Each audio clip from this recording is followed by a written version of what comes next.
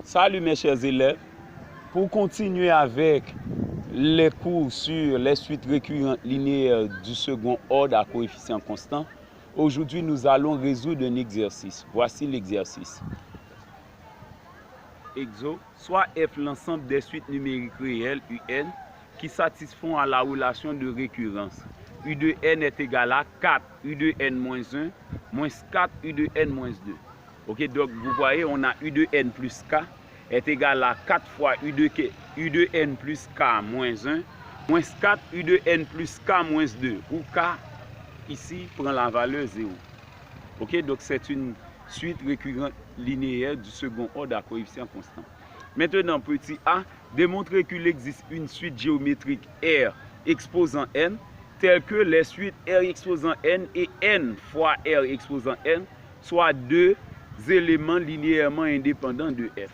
Ok, ça c'est la partie A de l'exercice. Maintenant, la partie B, après avoir prouvé cela, on demande de calculer le terme général UN de la suite de l'ensemble f, dont les deux premiers termes sont U0 égale à U1 égale à 1. Ok?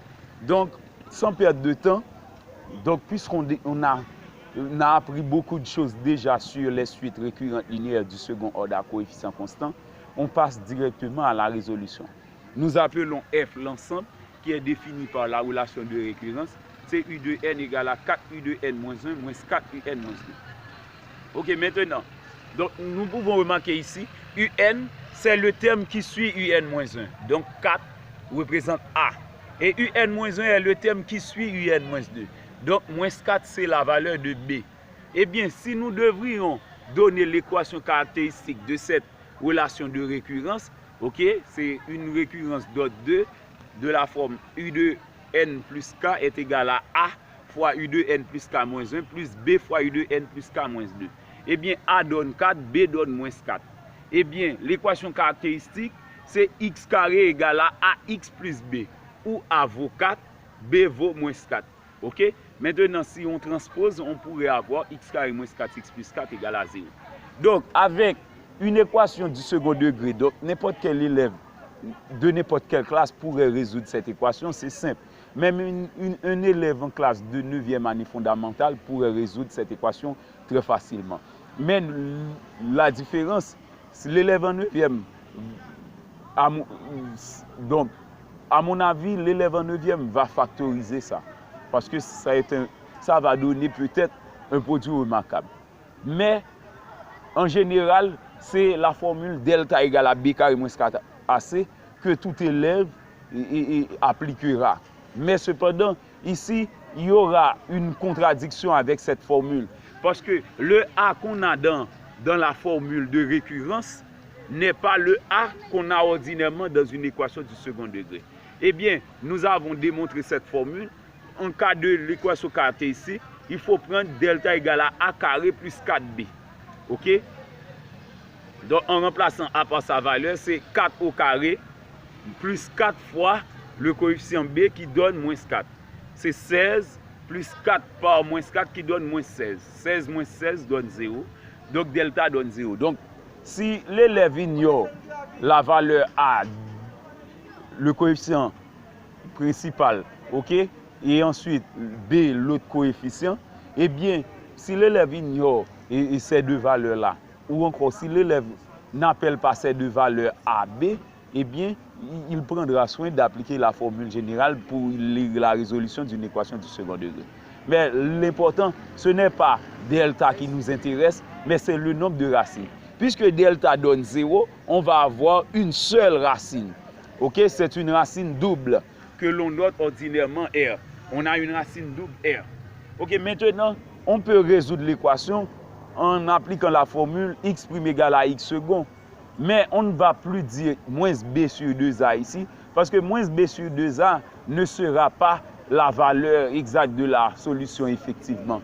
Donc, dans cette équation, A et B n'est pas le A et B qu'on a ordinairement. Ordinairement, dans une équation du second degré, B c'est toujours le coefficient de x. Mais ici, c'est moins A qui est le coefficient de x.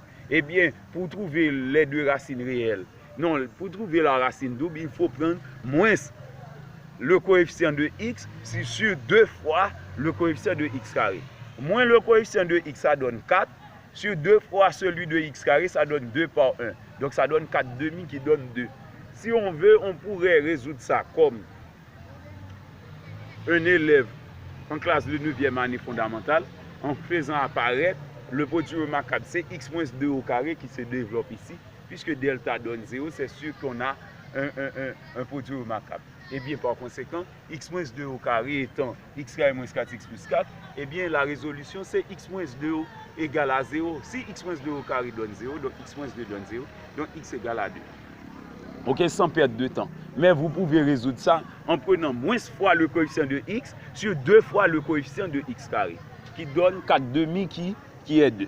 Ok, maintenant, puisque on a une seule racine double, eh bien, la formule, les notes que nous avons apprises dans les cours précédents, eh bien, dans ce cas, on dit que le terme général UN, c'est lambda n plus mu facteur de R exposant n, où R est la racine double.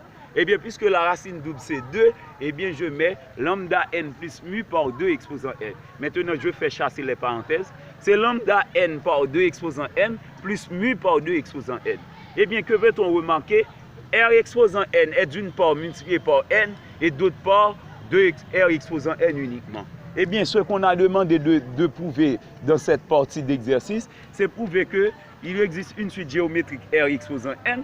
C'est la solution qu'on trouve 2, qui est 2 exposant n, telle que les suites R exposant n et n exposant n par R exposant n, soit deux éléments linéairement indépendants de f. Eh bien, on peut remarquer, on a effectivement dans la formule générale, c'est n par R exposant n où R égale à 2 et ensuite R exposant n. Eh bien, effectivement, il existe une suite géométrique 2 exposant n, telle que 2 exposant n et n par 2 exposant n, soit deux éléments linéairement indépendants de f. Ok? Donc, c'est ce qu'on a demandé de démontrer dans cette première partie. Maintenant, dans la deuxième partie, c'est simple, c'est clair. Donc, c'est une habitude.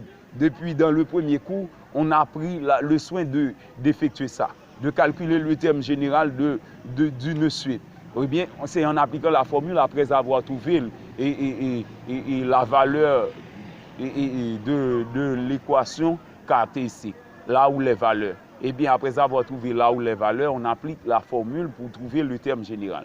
On demande dans la deuxième partie de calculer le terme général UN, dont les deux premiers termes sont U0 égale à U1 égale à 1. Eh bien, par conséquent, puisqu'on a une racine double, et nous avons déjà posé la formule, c'est lambda n par 2 exposant n plus mu par 2 exposant n. Ce qu'il nous reste à effectuer à présent, c'est de trouver les valeurs de lambda et de mu. Eh bien, nous utilisons les données U0 égale à 1, U1 égale à 1. D'une part, nous remplaçons n par 0 et on pose ça égal à 1. OK? D'autre part, nous remplaçons n par 1 et l'on pose ça égal à 1 à nouveau. Parce que U0 et U1 donnent 1 dans les deux cas. Eh bien, dans cette partie, on va avoir un produit qui s'annule. Eh bien, ce produit donne 0.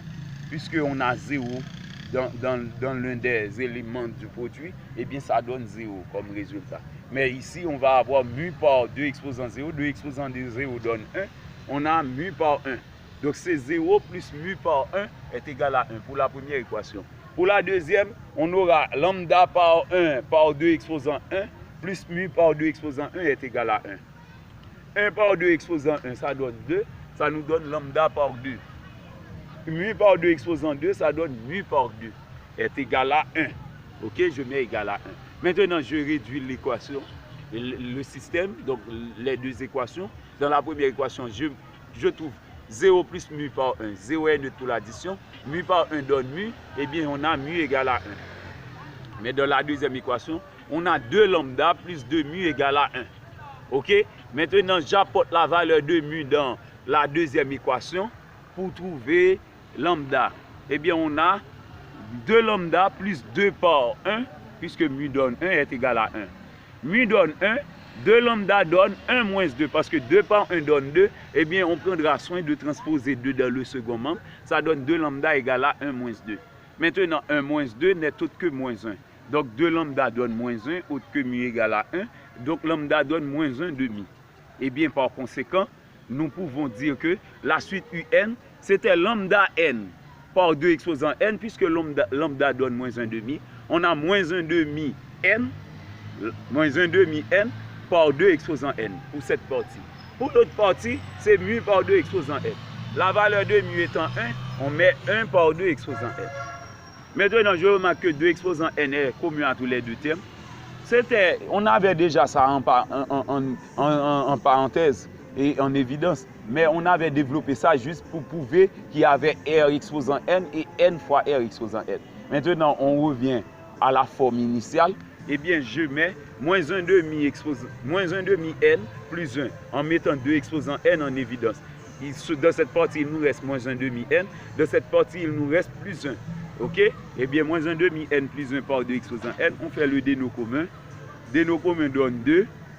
Donc, puisqu'on a déjà le déno 2 ici, donc ça reste moins 1 par n qui donne moins n. Et dans l'autre partie, on multiplie 2 par 1, ça donne 2. C'est moins n plus 2 sur 2 par 2 exposant n. 2 exposant n sur 2, donc, puisqu'on a la même base, c'est 2 exposant n sur 2 exposant 1, eh bien, on fait la différence des exposants. Eh bien, ça donne moins n plus 2 sur 2 par 2 exposant n, ça donne U de n est égal à 2 moins n, au lieu de moins n plus 2, je mets 2 moins n sur 2 par 2 exposant n. On pourrait encadrer un de cette partie, mais moi je fais la simplification, puisqu'on a 2 exposant n sur 2 exposant 1, eh bien ça donne 2 exposant n moins 1. Ok, donc U de n est égal à 2 moins n par 2 exposant n moins 1. Ok, où n est entier naturel. N appartient à n. Ok, c'est le terme général de la suite UN. Ok, donc c'était tout pour aujourd'hui. Si vous avez apprécié le cours, je vous prie de m'envoyer vos likes, ok, de partager la vidéo avec vos camarades et de m'encourager également avec vos supports. Si vous avez des sponsors à me proposer, donc je serai très content de les recevoir. Ok, c'était Jimmy Devey, votre enseignant de mathématiques, compétent et expérimenté. Merci et bonne journée.